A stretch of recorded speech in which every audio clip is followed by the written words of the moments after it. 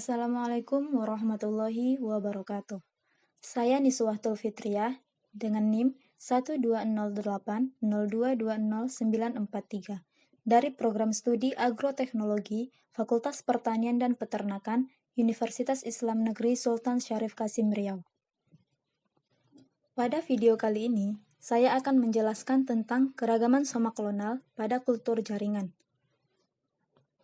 Video ini saya buat untuk memenuhi tugas mata kuliah kultur jaringan yang diampu oleh Ibu Dr. Rosmaina SP MSI.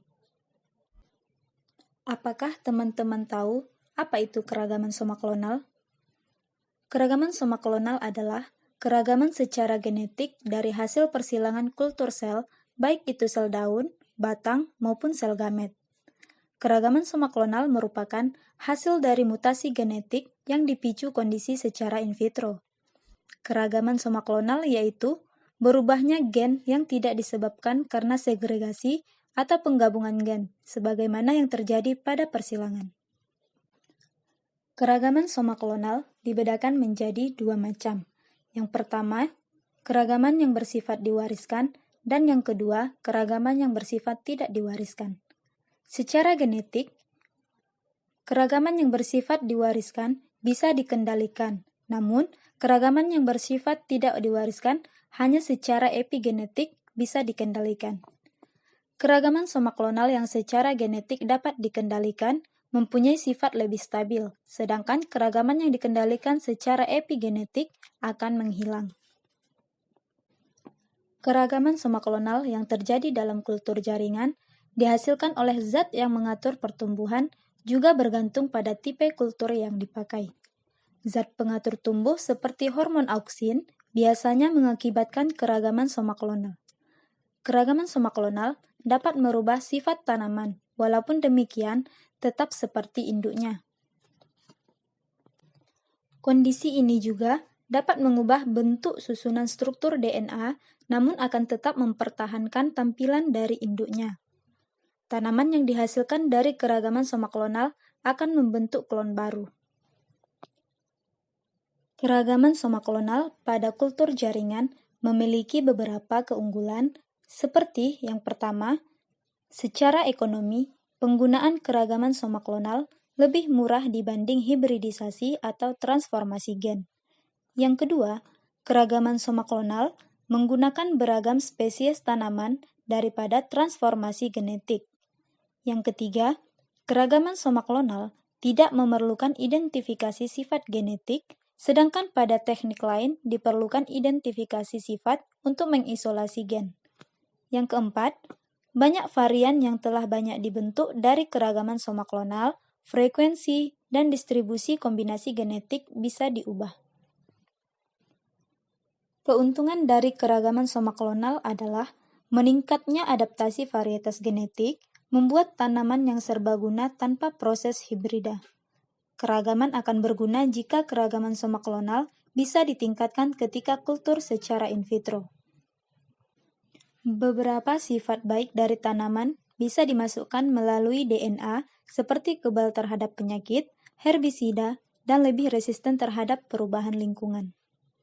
Berbeda dengan yang terjadi pada persilangan, di mana keragaman terjadi akibat segregasi atau pencampuran gen. Pada keragaman somaklonal, keragaman terjadi karena kromosom yang bertambah, perubahan gen, dan struktur kromosom. Selanjutnya, ada beberapa faktor yang mempengaruhi keragaman somaklonal. Di antaranya, yang pertama, komposisi zat kimia yang digunakan dalam media, seperti zat kimia yang digunakan untuk menginduksi keragaman somaklonal, seperti kolkisin dan asenaftan. Yang kedua, lamanya fase pertumbuhan kalus. Berulangnya subkultur dapat mengakibatkan terjadinya mutasi. Yang ketiga, zat pengatur tumbuh yang digunakan. Yang mana zat pengatur tumbuh ini akan menginduksi terjadinya variasi somaklonal. Yang keempat, tipe kultur yang digunakan, baik itu kultur kalus, suspensi sel, atau kultur protoplas, atau bahkan jumlah perlakuan subkultur yang berulang. Seperti keragaman somaklonal yang terjadi pada nenas dengan perlakuan subkultur berulang pada kultur in vitro dan pengaruh zat pengatur tumbuh, BAP dan TDZ termasuk perubahan yang menetap.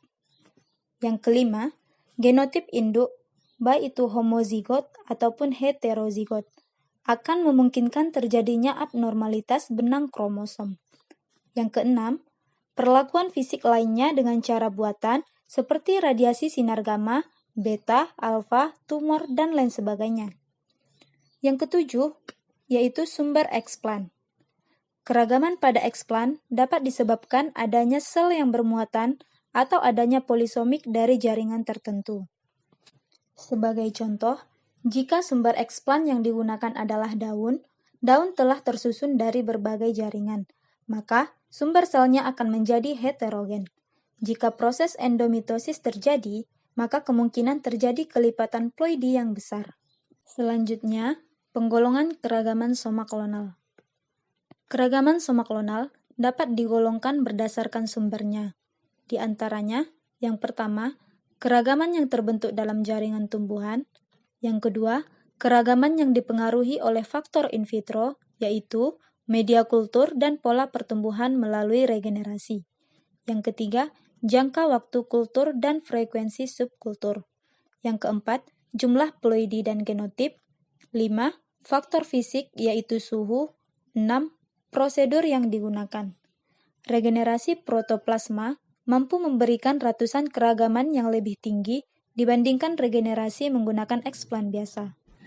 Berikut contoh aplikasi keragaman somaklonal.